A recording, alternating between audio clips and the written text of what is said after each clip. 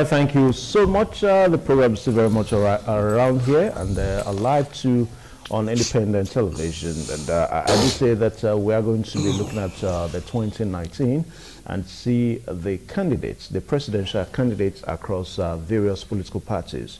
On Sunday, the 7th day, 12 midnight, political parties, they had to, before then, they had to quickly round off their primaries so as to get their candidates. And of course, as it stands now, we'll have various candidates for the forthcoming 2019 election. And for the APC, we have Atiku Abubakar. And for the APC, we have President Muhammadu Buhari. And of course, for the APC, for the PDP, we have Atiku Abubakar. And also, we have Donald Duke for the Social Democratic Party, that's the SDP. And also have Kingsley Moghalu for the Young Progressive Party, that's the YPP. And also Obiageli Ezekwesili for the Allied Congress Party of Nigeria, that's the ACPN. And all other candidates are Fela Durotaye Alliance for New Nigeria, ANN. And they also have Omoyele Sowore for African Action Congress, ACC. Also, we have Tokbe Faswa Abundance Nigeria Renewal Party, that's the ANROP. And also, too, we have Eunice Atuojide for the National Interest Party, NIP. And we have Olusegun Mimiko for Zenith Party, that's the ZLP. And also additional Fagbenru Baron for Kowa Party, the KP. These are some of the major parties and their candidates as they stand for the 2019 election. And of course, we do know that by February 2019, we're going to be having the elections are going to start. So we'll have between now and then is about 128 days or thereabouts. Now, what are the issues as we have the candidates now? Looking at all these issues today, we are so privileged to have Harrison Ezeko. Of course, he's the councillor for Ward 2, Oredo local government. You're welcome to this program this morning on ITV. Thank you very much. Yeah, we also have Dr. Amayo Osahon. Doctor, you're welcome to this program. Thank you very much. Yeah. All right, gentlemen. Also, we're going to have a part 2 of this discussion where we're going to have Honorable Yakubu John and also Prince Gregory Ogiogwa so that we can talk furthermore on the primaries and also the prospect that lies ahead these candidates as they have emerged. Gentlemen, one more time, you're welcome. Thank you. Now, let's take an overview generally on the primaries. I'll start with Harrison Ezeko. Well, thank you very much for another opportunity for me to talk to my people out there. I think it's an election year. The primaries have been conducted. The major primaries actually came from the People's Democratic Party. For the APC, it was just reaffirmation of the incumbent president to go for second tenure, which was in agreement with all the party members, the leaders. It was conducted from the various wards at the local level here. Then from there transmitted to Abuja, that rounded up on Saturday, and everybody agreed that the president should go for second tenure. And the party is happy about it, and we are preparing for the election. Well, for the other parties, we have people like Donald Duke. We have the former vice president of this country, a man who has been part of the system, who has been part of democracy since 1999. I think the battle is between the incumbent president and, of course, Alhaji Atiku Abubakar, former vice president of the Federal Republic of Nigeria, who studied that in February 2019. And I feel that the primary was transparent. The party have their guidelines. The different political parties have what they believe and what they want, the way and manner they wanted to go about it. And of course, for the PDP, they did primaries. And I've said it earlier before on this program that Atiku Abubakar will be the candidate. And some other persons that came that they were saying, God forbid, even the PDP member. Because we see it from afar. We understand that there is no way those who have expressed interest will be able to bring him down. Not because he's better than them. Not because he's the best. Not because he has what it takes to rule this country. Just because that is that Nigeria structure, that way of doing things, the winners have it all. So he has resources, And of course, you also have the structure because you have been in the system for a long time. And because of that, I know that he was going to be the man that will flag the party card. And of course, the election was transparent. I followed to some extent. It was okay. And we are waiting for the general election. Let's see how it's going to go. And I know definitely that he cannot match the current president. Okay, well, time. All right, let me come to Amayoza. Now, the primaries for the PDP, did it come as a surprise to you? No, not really. The primaries, I would say it came as a surprise. The outcome, it came as a surprise on one hand. Then on the other hand, I would say it did not come as a surprise. It came as a surprise on one hand because we know that the emperor of the People's Democratic Party, who happens to be the god now, the GOD, small letter GOD of PDP, the person of Barrister Nyesom Wike, who happens to be the governor of where, how did you come with that name, the emperor of the PDP? Yeah, he did no, just hold on. The paste or whatever happens in the party. Is that your own opinion, or the? I think the PDP, and it's not my opinion. I'm just expressing the way things are as we speak. It threatened the party that if the convention is moved out of Port Harcourt, that it will deal with the PDP, and they all had to agree with him and ensure that the party took the convention took place in Port Harcourt. Where did they say that? At what event? I'm telling you what I know, and I'm telling you what was on the pages of newspaper, and it was even on national TV that Barrister Nyesom Wike threatened the PDP that if the convention doesn't take place in Port Harcourt, that he would deal with the PDP. Although some of the board of trustees members, especially the chairman, who happens, who comes from Nasarawa State, was against the convention taking place in Port Harcourt. But after a lot of horse trading, a lot of consultations and all that, they had to agree with him, and the convention took place in Port Harcourt. But let's give it to the PDP, be that as it may, whether the convention took place in Port Harcourt or not. Let's give it to the PDP. For the very first time in the history of the PDP since 1999, for 20 years now, the PDP conducted a credible primary election, because that convention would have been an opportunity to tear PDP further apart. But they knew that if they had not done a good job that day, that a lot of persons would have left the PDP for good. And so they had to conduct a credible, free, fair election. And you saw the aspirants that contested with Alhaji Atiku Abubakar, the likes of Bukola Saraki, the likes of Mohammed Makrafi, and others. They even congratulated Waziri Adamawa that day on the victory, because they know that it was a free and fair election. So I think INEC too, they should learn lessons from what happened in Port Harcourt that day, because everybody, all the agents were called to come and handle the ballot papers of their principal.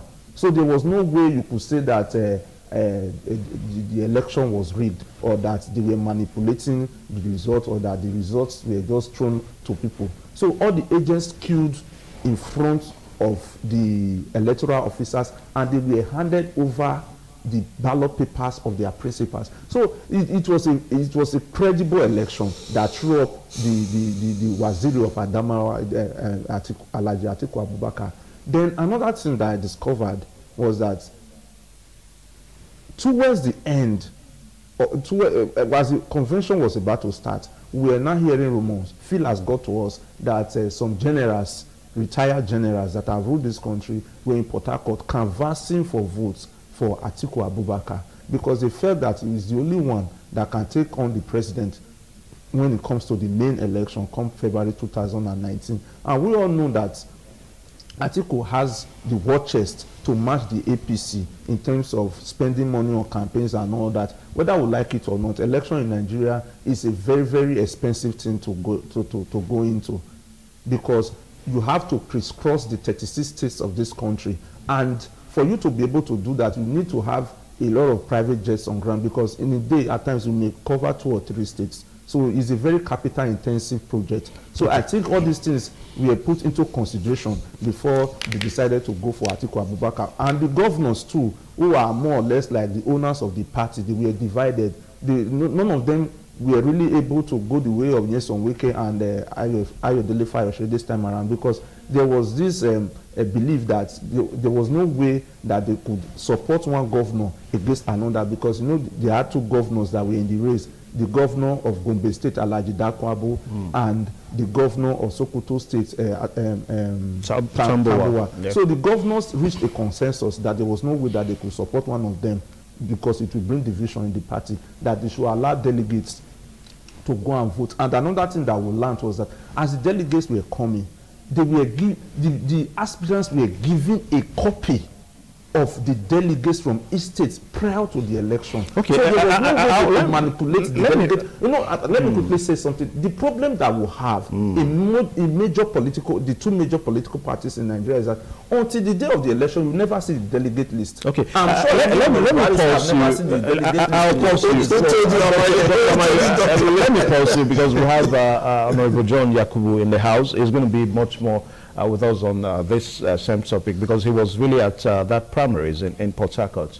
Now, Harrison Ezeko, the emergence of Atiku Abubakar for the PDP and President Muhammadu Buhari for the APC, there are different ways to look at these two guys. Now, Atiku Abubakar from the paramilitary background, ex-boss in Nigerian customs, and of course, you know, contending with an ex-general, President Muhammadu Buhari.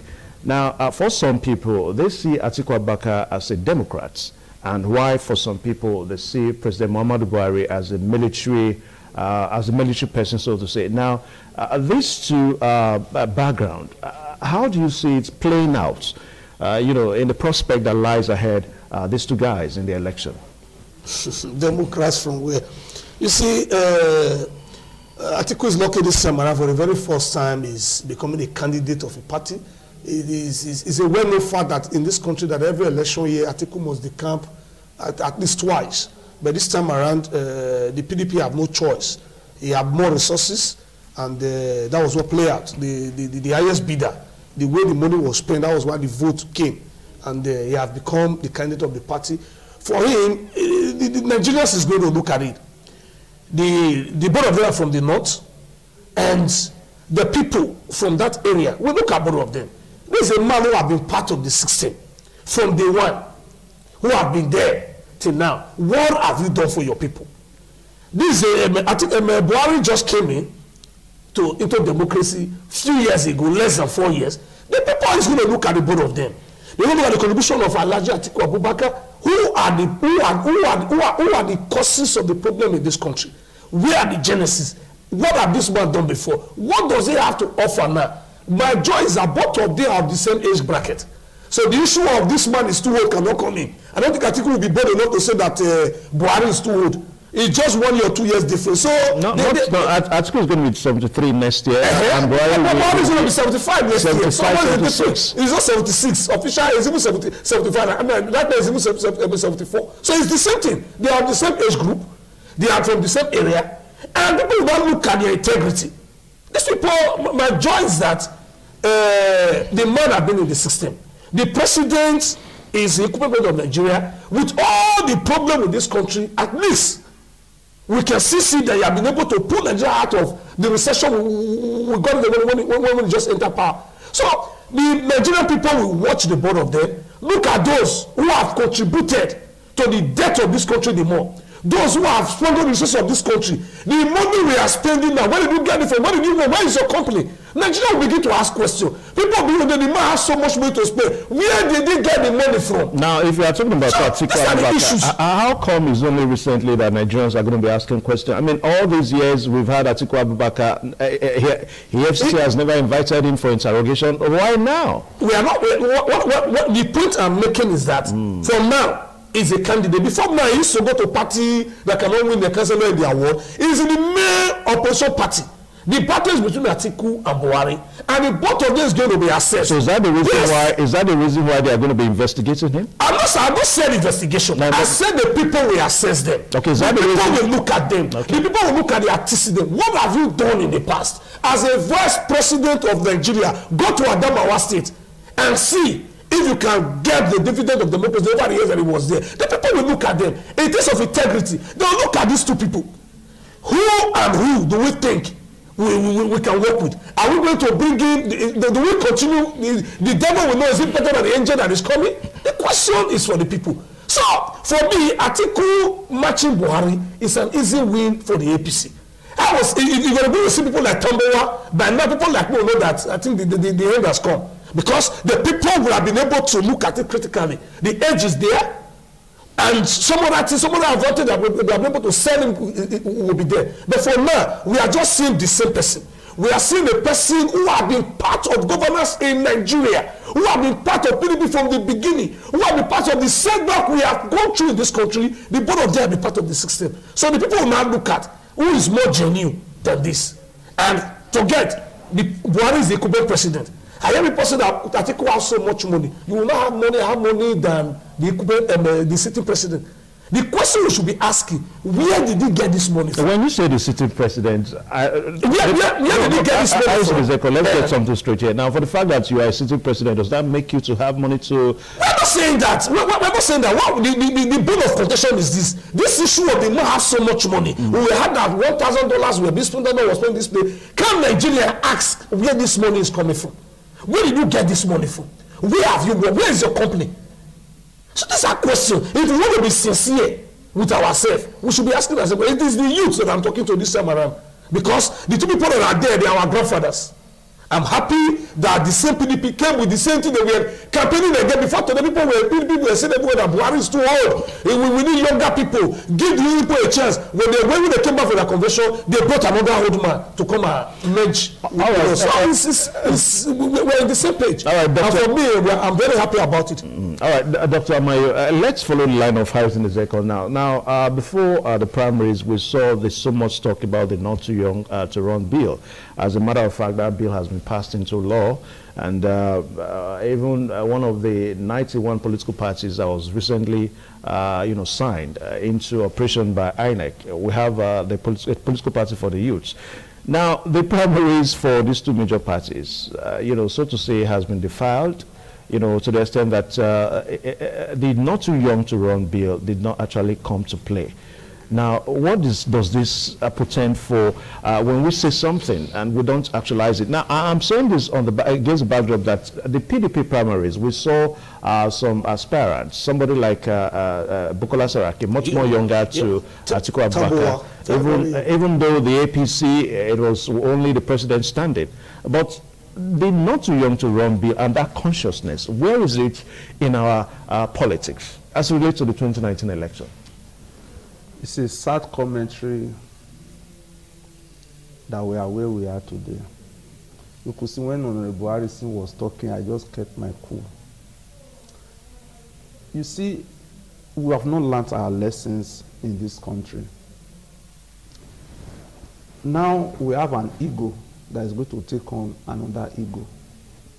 How will the youths of this country go and buy nomination and expression of interest from 45 million? I don't think I've ever seen 45 million since I started working. And I don't think Honorable Harrison has seen. Where will I see it from? From where? So you are talking about not too young to run. And a political party is pegging the expression of interest and nomination form at 45 million. You are indirectly telling the youth that you are not welcome. That is the clear message that has been sent to the youths. Not too young to run. Where will you get money to buy nomination form? Even our president that is 73 or 74 said he doesn't have 45 million. If a 73-year-old man that has been a former president, military president, and the serving president does not have 45 million, where will I get 45 million to go and buy form? Are you saying that outside the PDP or the APC that, we have a platform for the youths? Let's not deceive ourselves. For you to become the president of this country, you must either come from the PDP or the APC. We are talking about the president of Nigeria. We are not talking about councillorship or chairmanship position. For you to become the president of this country, you need to win at least 24 states. And you need to win at least 25% in 24 states of this country. A lot of people have not really gone to the constitution to look at all the criteria for you to become the president of this country. For you to become the president of this country, you need to have at least 2 agents in every polling unit in the 774 local governments in this country. And most of these parties that we're even talking about, if you check their number, they are not even up to the number of agents that they will need on the day of the election, because you need 2 party agents in each polling unit. So if you are talking about 2 polling units in Edo State alone, so you're already looking at having over more than 1,500 or 2,000 members of your political party to be on ground in Edo State alone times 36 states of the country. So you can see why I said that election in Nigeria is capital intensive. You need to oil the machine of the party. You need to oil the people that are going to stand for you on that day. If not, they'll be compromised by the main political parties on ground that day. And you even find out that your party agents will start working for the other party. So that is why I said that for you to become the president of this country, you need to come from the PDP or the APC. That is why you see that a lot of persons moved, a lot of the big wigs, a lot of the big-time politicians, they moved to the PDP because they knew that to contest for presidency in APC was a no-go area, because the president had the option of first refusal in the APC. And they moved to the PDP because they know that the PDP also have geopolitical spread all across Nigeria. So for you to win election as a president in this country, you must either belong to the PDP or the APC. Then coming back to the issue of not too young to run, I think it's a good thing. We are all happy that the bill was finally signed into law, but I think the political parties, they still have a lot of things to do to ensure that the youths are given a place in these political parties, not pegging nomination at 45 million. And at the end of the day, you even found that the president's wife sent a tweet that a lot of persons bought forms and they were not even screened, they were screened out, they were not cleared. So how can you go and buy expression and nomination form for 45 million and maybe they don't stand a chance to be screened? I mean, I'm not close to the kitchen of power. The president's wife is close to the kitchen of power, and she was expressing her anger that the national chairman of the party did not do a good job. That as a comrade, she was expecting that the national chairman would have done a good job. You can even see that even in Edo State here, I think there were some local governments that they had to do another primaries and all that. So what we are indirectly saying is that these people, they have so mastered this art of violence. They have mastered this art of ensuring that the youths are scared away by humongous amount of money that you need to buy express of interest from. Okay. So now the youths of this country, we really need to take a closer look at ourselves and take the bull by the horn and tell these people that it is our time. They will never give it to us on a platter of gold. I'm telling you that we have to fight and we have to keep fighting. I'm happy with the work that Honorable Buhari said. When you say tell these people it's our time, are you making reference to next year's election? I mean, no, next year's election is too close. You know, whether we like it or not, the race is going to be between the incumbent president and the former vice president. Okay. I think 2019 is too close for us to really get our acts together, because before you become the president of this country, you need to get a lot of political mileage. We are talking about 36 states. Before you become the president of this country, you must have at least 5 private jets. All right, you said that. Now, Harrison Ezeko, the last election in the country, the Osun State election, is something that people quickly make reference to, even as we glide towards the 2019 election. I mean, some say that the APC struggled to win that election. Is that not a statement for the APC that it's possible that the APC is becoming unpopular? Well, that's not true. It's not compulsory that APC must win on the election. Basically, what played out in Osun State was that you are aware that the incumbent governor were owing salary for about 6 to 7 months. And that was the same thing the APC was using to campaign Ekiti. that pull Ekiti out, that will make us to have victory in Ekiti. He felt that the people were on the same page with him, but unfortunately for him, the civil servants actually stood their ground, and the voting went that way. And because it's a party that have worked, infrastructurally is on ground, it was able to struggle, and the election went into rerun. On the rerun, the party had to sit down and strategize. One of the major candidates who is from that area, who have so much strength from that place, had to defend into the party. He came into the party. And with that, the election was good as one. So when they went back for the rerun, you found out that most of the election was conducted, APC cleared all. Because that was the stronghold of Omosheri, who was a candidate in that same election. But because he knew that he had already lost, he had nothing to lose, he declared into the party, and the party put us together, eventually they won, and the result was declared. It's a lesson for everybody. That is not to say that has anything to do with the national election that is coming. What we need to do is when you are in power, you must realize that the people are the people you are supposed to serve. You are a servant. Money was made available from the same administration. On both occasions, the president released Paris Club Fund, and the instruction was that pay salary with this money. Some of the governors still wait ahead and keep the money for something else. Even the Osun State government. I mean, that's what I'm saying. Yeah. So at the end of the day, it was clear. The people told him that no way. This money will be available. You divide the money to go and be doing projects so that you can get your own. Let's go to the field. And for that, Osun State had 30 local government. You can imagine the number of civil servants in that state. The local government is almost double the local government in those states. So I am an APC man, but what I'm saying is that we must do what is right. If you don't do it, you will face the music. That is the basic truth. Like in those states that we are not going.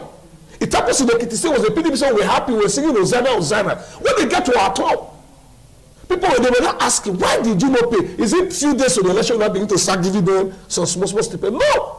If there was an instruction, when this money came, pay salary, and you refuse to pay, and you face the music. The federal government is all because they know the strength of public servant. They know the strength of civil servant. Any sitting governor who is reasonable, don't play with public servant. Because the reasons are, they are more aware, they are informed, and they cut across all the world. And if you're in good term with them, you just need to do little to the general public just to support what is on ground. It was the general public that helped the APC to get a level. If the civil servants were with them, it would be in fact, I don't think the people who that 3 or 4 local government with the problem they had during their primaries. But because there was a lacuna, there was a deliberate act by the sitting governor who do not even think that when people work, they deserve their salary.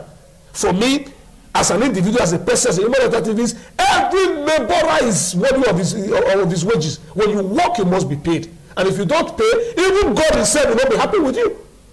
God will not be happy with you. Okay, just so coming to the general election, like I said before now, PDP brought somebody that is so known to the people.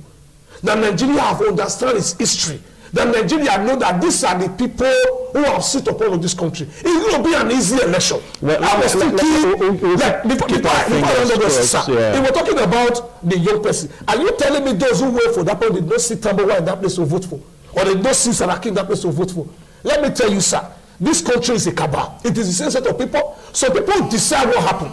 And they have said this is the way it's going to go, and it must go that way. If a man can carry a list before convention, unity list, the same thing can play out. He already identifies the person that is going. Okay, gentlemen, as we wrap up now, because we have our next set of guests, in the house. Now, Dr. Amayo, the choice for the running mate for the PDP, it's, is ongoing.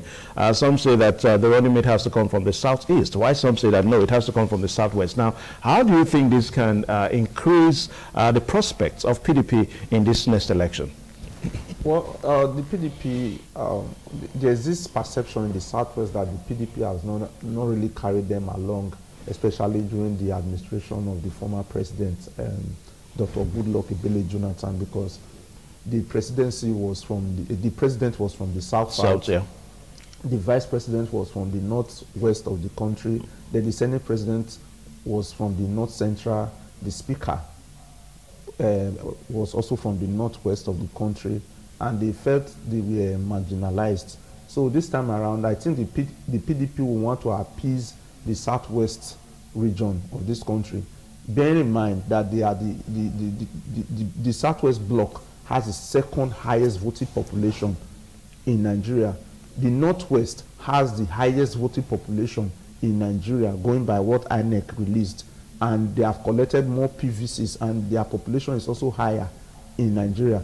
And you know that the president, the incumbent president, is from the northwest region of this country, and whether you like it or not, the president will always win in the northwest based on his popularity and because he's from that region of the country. Because our election in this country is still based on primordial sentiments, based on religion. People vote based on religion, people vote based on ethnicity.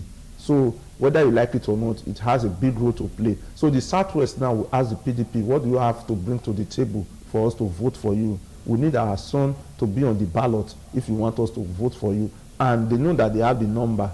The Southeast too, they are also making a claim that the former vice president promised them the ticket. Well, I think the Southeast is always going to vote for Atiku, bearing in mind that he has promised them that he will only run for one term, and after one term he will hand over power to the Southeast. So I think with their permutation, they know that the incumbent vice president is from the southwest of this country. So the PDP will always want to match the APC for whatever they are doing. I think they will likely zone the VP ticket to the southwest, because if you see everything that they are doing, immediately they knew that the national chairman of the APC is from the south. Then it was John Odibe Oyegun. They also zoned their chairmanship, their national chairmanship position to the south. When they knew that Dr. Goodluck Jonathan could not match President Buhari in 2015 because of that northern factor, because people were yearning that power should go back to the north. So the PDP decided to also zone the presidency to the north. I think this time around, they will always like to get their act right to also ensure that the VP slot goes to the southwest so that they can use it to appeal to them to get their votes come 2019. And quickly, my friend talked about a lot of things. He did not really mention performance. The 2019 election, what is going to be the basis for us voting the candidates? Is it going to be based on primordial sentiment that was used in 2015, or is it going to be based on performance? If he is talking about the incumbent president that he will carry the day, is it based on performance or is it based on integrity? I think the problem that we have always had in this part of the world is that we lack cerebral leaders that can take us to the next level. We don't really have leaders that are smart. And I think it's a deliberate policy. It's a clear-cut policy to ensure that Africa does not have cerebral leaders. Leaders that can go to the West and tell them that enough is enough, that want to develop our region. I can tell you authoritatively that 75% of the raw materials that is used for goods and services all over the world comes from Africa.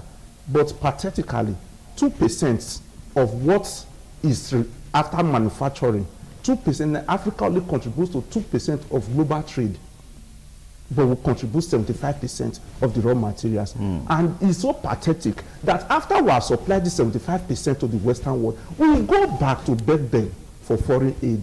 We'll go back to beg them to come and tar our roads. We'll go back to beg them to come and build refineries for us. I think we need a leader that can break that cycle. These are the kind of leaders that we need in this country, not leaders that will get there and will keep borrowing. Because our debt profile, with the way we are going, a time will come, Mr. Evans, they may start selling our children, God forbid, in order for us to pay our debt, just like China has taken over Zambia now. So we need a leader that can think out of the box, a leader that can really sit down and prioritize our agenda. If we are going to invest in power, if we are going to invest in roads, if we are going to invest in schools, as we speak now, our universities are nothing to write home about, with all due respect, because if you go to the laboratories, we don't have reagents, we don't have chemicals. Okay, so I think these are issues that should make up the 2019 elections. Leaders that are cerebral, leaders that will make promises and fulfill them. Okay, now Harrison Ezekiel, I'll just give you 1 minute so that you can quickly round off your point. Now, he has talked about integrity and performance. You are so much in support of President Muhammadu Buhari, and for some people, they say that the performance. You want to talk on the performance? Let's start from there. The president have done his best, rescuing Nigeria from a station into reception. In terms of security and some of the plans that they have on ground, you need another tailor to actually manifest what they have been doing. Our megawatts have gone up. Atiku Abubakar was part of the $16 billion that Obasanjo spent in the power sector that we did not get light. I said when the time comes, all these things will come to bear. But some say it was just the vice president. Some say it was just the vice president. It is a sign of political sagacity to understand political arithmetic. The political arithmetic will come on board. You cannot remove yourself from the government. You were the second fiddle. And when the time comes, if you are saying this man have done nothing in less than 4 years, 3 years, then for 8 years, what did you do? How many refinery was working? How many, what was the electricity that you provided? What you explain to Nigerians.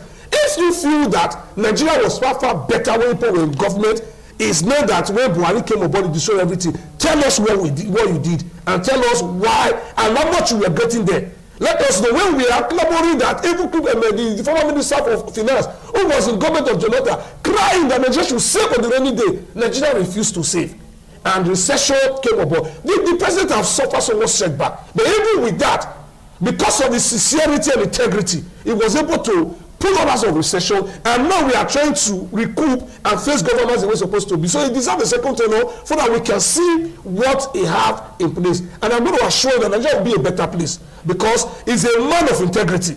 He's a man who believes that the people must come first. I am not saying that all those who are around him are saints, because we have also got some saints people who are around him. And I want to assure you that in the next dispensation, some of these persons will not find their way into governance. All right, thank you so much, gentlemen.